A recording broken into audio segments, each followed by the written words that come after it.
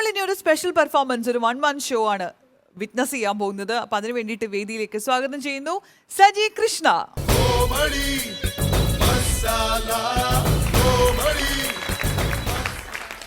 അപ്പൊ നമുക്കൊക്കെ വളരെ കാലം കൊണ്ട് സുപരിചിതനായ ഒരു വ്യക്തിയാണ്. സ്റ്റേജ് ഷോസിലൂടെ അതുപോലെ TV ഷോസിലൂടെ ഒക്കെ പരിചയമുള്ള വ്യക്തിയാണ്. എന്താണ് സ്പെഷ്യൽ പെർഫോമൻസ്?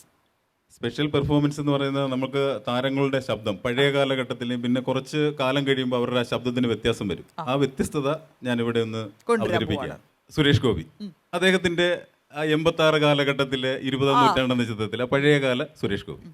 എന്തുണ്ടായിരുന്നു സ്വന്തമെന്ന് പറയാൻ 5 സെന്റ് സ്ഥലം ഒരു ഓലപ്പുരയല്ലാതെ ഇഞ്ചക്കാട്ട LP സ്കൂളിലെ കേവലം ഒരു വാദ്യാർക്ക് കേരളം ഭരിക്കുന്ന മുഖ്യമന്ത്രി ആയപ്പോ ഇതൊക്കെ സഹിക്കണമെന്ന് അറിയാൻ പാടില്ലായിരുന്നു. അന്ന് ശേഖരൻകുട്ടിയെ വേണമായിരുന്നു. എന്നിട്ടിപ്പോ അടിപൊളി, അസ്സലായി. പിന്നീട് വർഷങ്ങൾക്ക് ശേഷം അദ്ദേഹം ജോഷി സാറ് സംവിധാനം ചെയ്ത പത്രം എന്ന സിനിമയിൽ അഭിനയിച്ചപ്പോൾ അദ്ദേഹത്തിന്റെ ആ ശബ്ദ വ്യത്യാസം. മക്കളെ നെഞ്ചോടടക്കി പിടിച്ചും മന്ത്രി പൊങ്കവന്മാരുടെ സഞ്ചാര പദങ്ങളിലും ജില്ലാ കളക്ടർ ഏമാന്മാരടക്കമുള്ള തൊക്കടി സാഹിബിന്റെ ബംഗ്ലാവ് പഠിക്കലും ചെന്ന് ഒരിറ്റ് ദാഹജലത്തിന് വേണ്ടി കഴിയുന്ന നിരാലംബരായ അമ്മമാരുടെ കണ്ണീരിന്റെ കഥയാവണം വാർത്ത.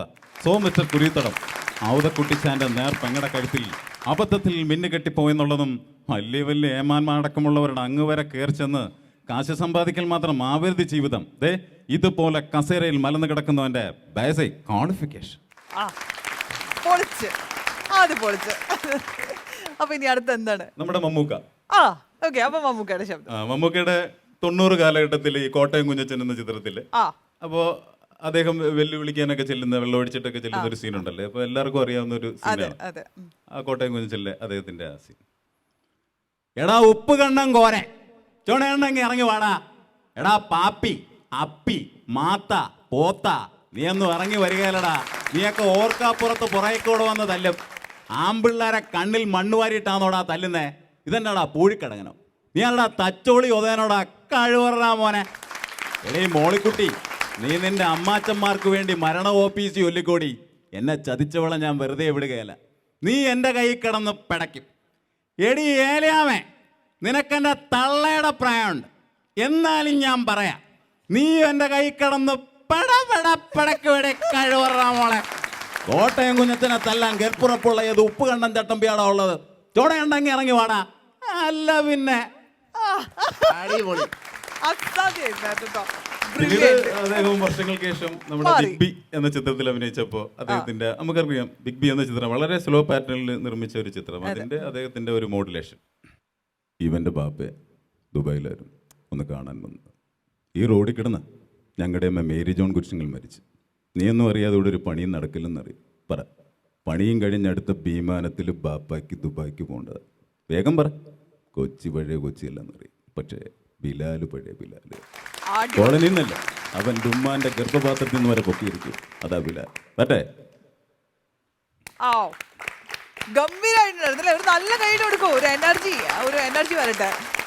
നമ്മുടെ നസീർ സാർ, പ്രേം നസീർ സാർ, അദ്ദേഹത്തിന്റെ ശബ്ദമൊക്കെ നമ്മൾ രൂപഭാവവും ശബ്ദവും എല്ലാം ജയറാം ചേട്ടനിലൂടെ നമ്മളൊക്കെ കണ്ട് സുപരിചിതമായിട്ടുള്ളതാണ്.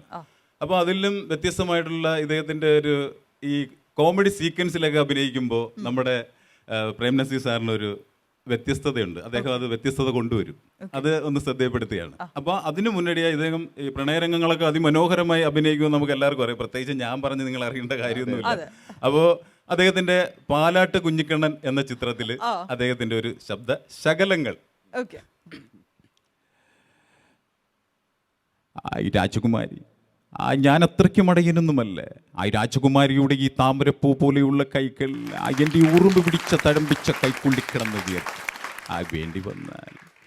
വേണ്ടി വന്നാൽ ഈ പീലിത്തലമുടി ഞാനൊരു തുളസിക്കതിരണിയിക്കും.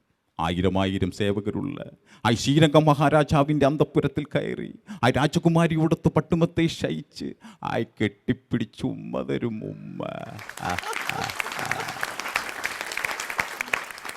അപ്പോ രാജകുമാരി പറയും, ഞാനൊരു രാജകുമാരിയാണ്, എന്നോട് ഇങ്ങനെ പറഞ്ഞു കഴിഞ്ഞാൽ നിങ്ങളുടെ തല കാണില്ല. ആ അമൃതയെ തുണ്ട് കഴിഞ്ഞാൽ പിന്നെ മരിച്ചാൽ എന്താ, ജീവിച്ചാൽ. പിന്നീട് ഞാൻ പറഞ്ഞില്ലേ കോമഡി സീക്വൻസിലൊക്കെ അഭിനയിക്കുന്ന ശബ്ദ വ്യത്യാസം, അതിലൂടെയാണ് അദ്ദേഹം കോമഡി സീക്വൻസ് ഒക്കെ കൊണ്ടുവരുന്നത്.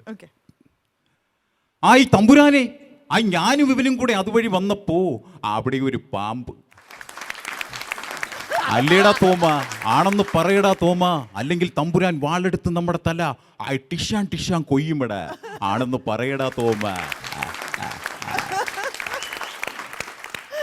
ഗംഭീരായിട്ടുണ്ടായിരുന്നു. ഇതുപോലെ തന്നെ നമ്മുടെ പ്രിയപ്പെട്ട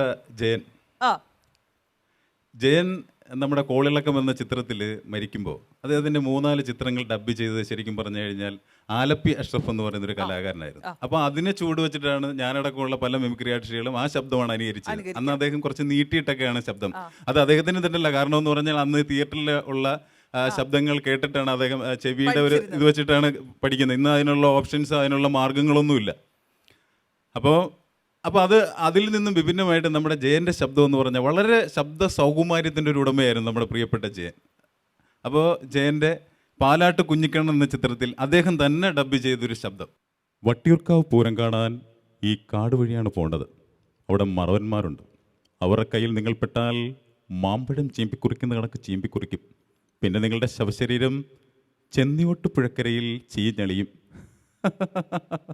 എടി പെണ്ണേ, അച്ഛൻ ആനപ്പുറത്ത് കയറിയ തഴമ്പ് മകൾക്കുണ്ടാവുമോ?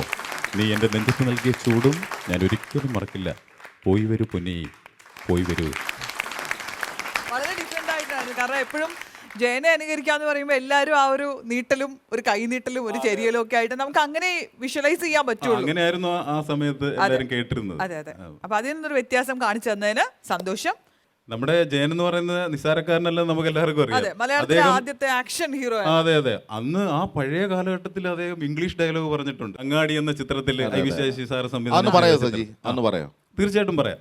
Coolies, trolley pullers, may be we are poor, but we are not beggars. You will judge the status of life because power settle blood. Let be the last time. If you dare to say that words one more, I will pull out your bloody tongue. Sorry, sir.